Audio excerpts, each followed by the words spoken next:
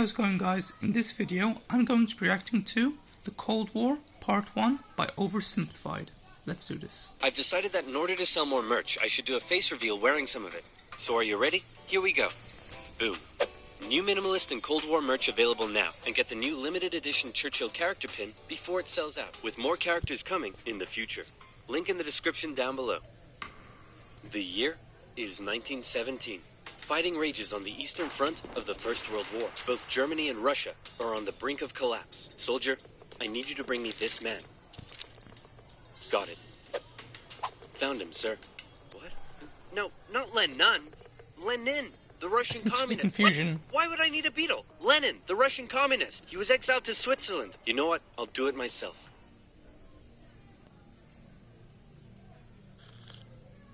I love how he's just sipping tea. Who wants to start a revolution? Music to his ears.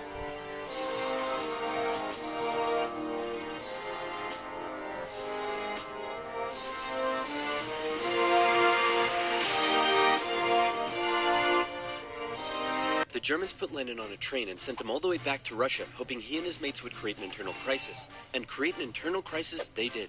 The government was overthrown, and Lenin was in charge. He immediately pulled out of the First World War, made the country communist, started a 3-year-long civil war, got shot, broke the economy, caused a famine, and then he died.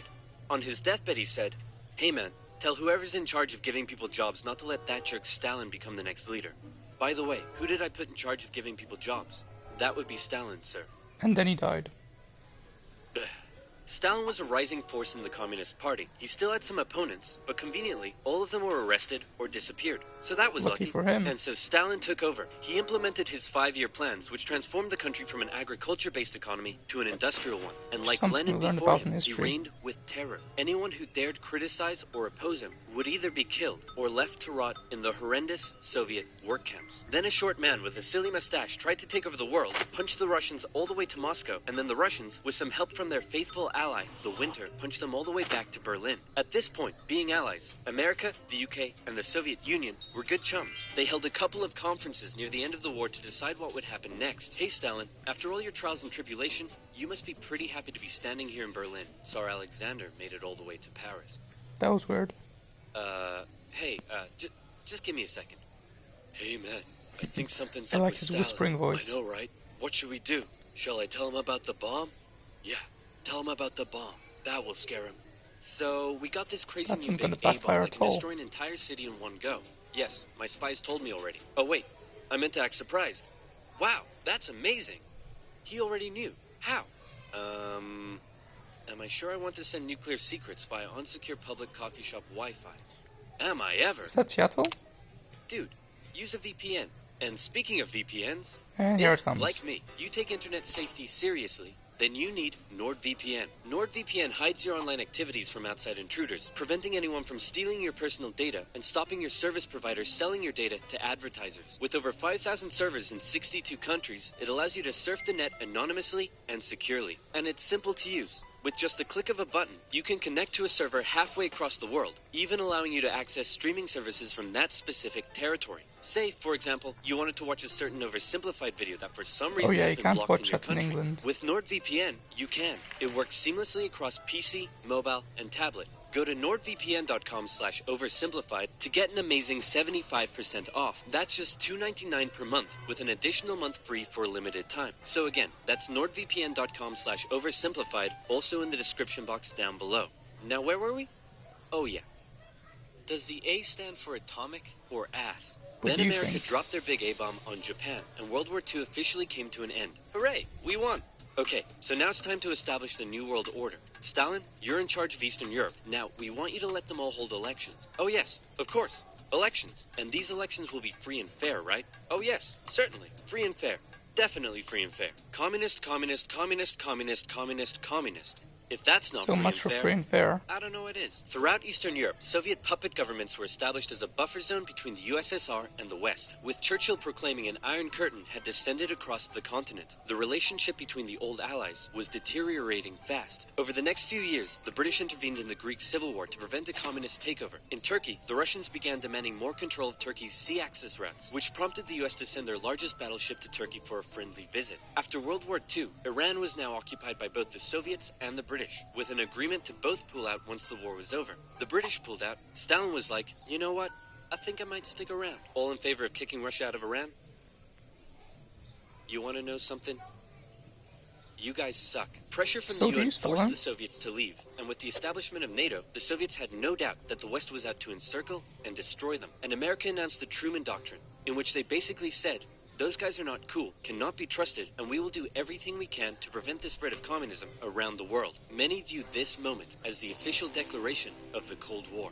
Back in Europe, everyone was living in a post-apocalyptic void brought on by the Second World War. Cities reduced to rubble, not enough food. It was terrible. This is great. The more they suffered, the more likely it is they'll turn to communism. Dude, you're really messed up. What's wrong with you? My father used to punish me severely. America realized what was going on and quickly made a move. Under the Marshall Plan, they sent $12 billion to Western Europe for its economic recovery. The countries of Stalin's Eastern Bloc looked on with envy. Hey, Czechoslovakia, you want to come get some economic aid? Yeah, but I have to check with my mom first. Sorry, America. I can't come. This was a full-on economic battle raging between capitalism and communism in Europe. If the Western nations developed faster and better than the East, that would be a defeat for Stalin. So he set up his own rival economic recovery plan, which he called Comecon. And he also set up Common Form, which gave him more political control over the Eastern Bloc. But nowhere did this economic battle rage harder than in the city of Berlin. Caught over 100 miles behind Soviet lines, the city had been divided up between the Allies, and the western segments were still under Western control. East Berliners could travel freely to West Berlin, see the economic prosperity and think, maybe this communism thing ain't so great after all. I'm gonna have fun tonight. You're home late. Oh, Stalin. I was just out with my friends. Friends? You stink of capitalism! You're out engaging in imperialist debauchery again! I swear, Ivan, I can't keep doing this. Stalin wanted the West out, so he said, hey, guess what? I'm blockading all of your supply routes to West Berlin. What are you gonna do about it? I suppose we'll just fly the supplies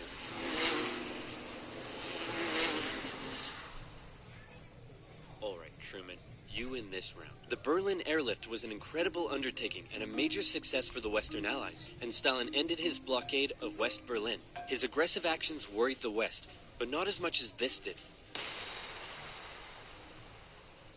The Soviet Union had developed their very own atomic bomb. The USA no longer had a nuclear monopoly. The world now knew that if a major war broke out between the two superpowers, it would be more destructive than anyone could imagine. So it was comforting when Stalin came out and said that war between the Soviet Union and the West was unlikely. Oh, wait, inevitable. He said it was inevitable. Hey, you know who I haven't checked in on in a while? My good friend China.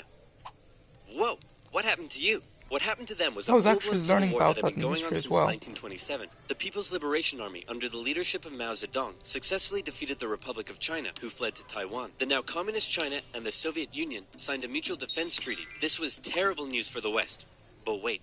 There's more. After the Second World War, Korea was divided along the 38th parallel. In the north, the Soviets set up a communist regime. In the south, America set up an anti-communist regime. Both were led by very sweet-looking old men, but don't let that deceive you. They were both ruthless dictators, and both dreamed of reuniting Korea under their own regime. Now that he had the bomb, Stalin was feeling a little more cocky, and he finally gave Kim permission to attack. The North launched a surprise invasion of the South on June 25, 1950. With Soviet aid, the North Koreans steamrolled through, taking Seoul in just 3 days and replacing one ruthless dictator with another. The UN were freaking out and quickly created an emergency force made up of troops from 16 countries to defend the South. The West still held Busan and made landings at Incheon near Seoul. They pushed the North Koreans out of Seoul, replacing the ruthless dictator that had replaced the first ruthless dictator with the same ruthless dictator that had previously been replaced by the new ruthless dictator. And the West then continued all the way up the Korean peninsula. At this point, China was getting worried that the UN may just keep going. The US had sent this guy to lead the operation. After winning the Pacific theater of World War II, General Douglas MacArthur's head was big, and his balls were bigger. He reassured President Truman that there was absolutely no way at all that the Chinese would ever get involved. Meanwhile, 500,000 Chinese troops were crossing into Korea. Nuke 'em. No. Nuke 'em. No. Ah, come on! You're fired. The US considered the nuclear option, expected. but now that the Soviets also had the bomb, they didn't want to risk all-out global destruction. The communists pushed the West right back almost to the exact same spot they had all started from, and they ended up in a stalemate, where they remained until both sides finally agreed to work towards a peace settlement in 2018. Back in America, Americans decided they wanted a new president who would be tough on communism, so they elected famed World War II General Eisenhower, who was really hard to draw. It's 1953. Hey Stalin, how you doing? Oh, he's dead.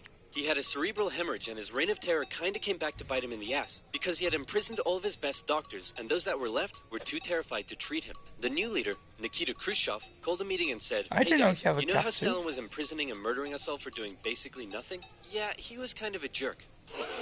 I'm really not sure how this is news to you." Khrushchev went on a campaign of de-Stalinization. Statues of Stalin were taken down, Stalingrad was renamed, and Khrushchev announced that he wanted the Soviet people to be happy and would allow greater freedom in the Soviet Union. So how did that work out?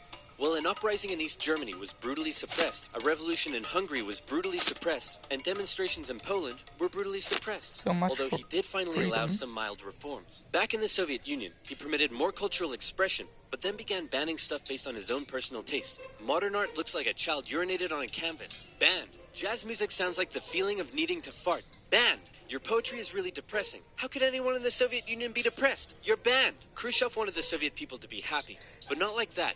Or that. Or that. Young people began enjoying abhorrent Western pop culture. Son, remove that disgusting imperialist apparel at once. Shut up, Dad. You can't tell me what to do. Well, would you look at that? Turns out he can tell me what to do. The West had initially liked the cut of Khrushchev's jib, but world events soon soured relations even more. The two sides were spying on each other a whole lot throughout the Cold War. The KGB had spies and informants in nearly every aspect of Western life and government, so much so that whenever the US tried to send spies into the Soviet Union, the KGB were usually ready to arrest them on the spot. Members of the Manhattan Project aided the Soviet Union in acquiring the bomb. Some American officials believed they were on the wrong side. I'll sell you 3 secrets for $5 million. Okay. Go ahead. The Allies are digging a tunnel under East Berlin to tap your communications. There's an American agent living at this address in Moscow, and sometimes, when I'm home alone, I like to put on my wife's dresses, sit in the corner, and cry for hours. That's not really important, is it? In America, fear took hold during the Red Scare and the McCarthy trials. American values imploded as fear of communism collided with freedom of thought and expression, and communist kind of became a buzzword thrown around to describe anything people didn't like. Hollywood? Communist. Your next door neighbor's dog? Communist. When the grocery store cashier asks if you need a bag when you clearly can't carry 10 tubs of baconaise in your hands, communist. But one area in particular where the US had an edge over the Soviet Union was in its espionage technology. In particular, U-2 spy planes flew across Russia carrying out surveillance from the skies. There was a nasty incident in 1960 then, when one was shot down and Khrushchev was furious. Who the hell is this? He's a high-altitude weather enthusiast who flew off course. Okay, that sounds plausible. Wait a minute. Why does he have a gun and a poison needle? Because he's a very naughty high-altitude weather enthusiast. But much to America's concern, the Soviet Union appeared to be ahead in the space race. Everyone freaked out when Russia launched the world's first satellite, and then they actually sent a man into space. Even worse, there also appeared to be a missile gap in the Soviets' favor, and Khrushchev was so confident that he even allowed the US to set up a technology exhibit in Moscow, attended by a certain Vice President Richard Nixon. Check this out. We have color TV. Yes, but we've been to space and can obliterate you with our massive nuclear arsenal. Check out this vegetable peeler.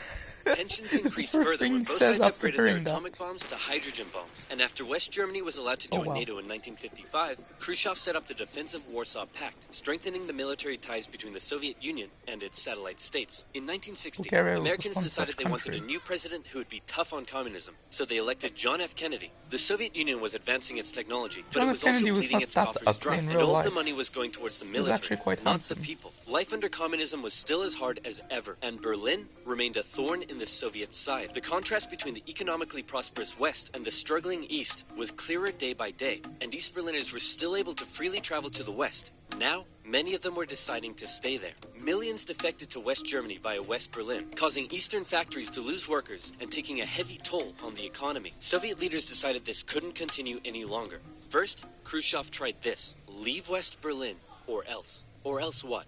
Or else, I'll be really mad at you. Yeah, no, we're gonna stay. Listen, man, West Berlin is ours, East Berlin is yours. That's just how it is. Kennedy felt pretty good about his show of American resolve. But wait a second. Did you catch that? Let's replay it. East Berlin is yours. Oh, he's gonna take advantage Kennedy of just that. told Khrushchev that the USA wouldn't interfere in what the Soviets did with their section of Berlin, so Khrushchev came up with a new idea. We're gonna build a wall, and it's gonna be a big, beautiful wall, and it's gonna keep out all the Mexicans. Sounds like Trump. Oh, sorry, it's gonna keep in all the Mexicans. On August 13th, 1961, Berliners woke up to find their city divided into two, with barbed wire and guards blocking the border between east and west. Over time, build a a wall. wall was constructed throughout the city. Families were torn apart. Thousands would risk their lives escaping over the wall, and hundreds would die trying. To the despair of Berliners, the West were unable to do anything about it, but the wall did put on full display the failure of the communist system. As Kennedy said, democracy is not perfect, but we have never had to put a wall up to keep our people in. As part of the agreement between the two sides, U.S. diplomats were still allowed to travel to East Berlin, but suddenly, East Berlin crossing guards started giving them the business, and Kennedy was like, nah-uh. In October, the U.S. rolled tanks up to the crossing point at Checkpoint Charlie as a show of strength. The Soviets did the same, and the two were in a standoff. They stayed like that for 16 hours, and the world braced for nuclear Armageddon. Thankfully, though, Kennedy called Khrushchev directly and was like, hey man, this is getting way too hot. How about you back your tanks up by an inch and we'll do the same? Sounds good. Okay, how about you back your tanks up by another inch and we'll follow suit? Alright, hey, you want to do another inch? And they both very slowly inched away from the apocalypse. Phew, let's hope that's the biggest crisis of my presidency. It's not. It wasn't. Okay, well anyway, that is for this video, guys. In the next video, we're gonna be reacting to the second part. This is really close to home, because I'm actually learning about communist Russia in history. So I find that really interesting. And happy April Fool's Day as well. Bye guys.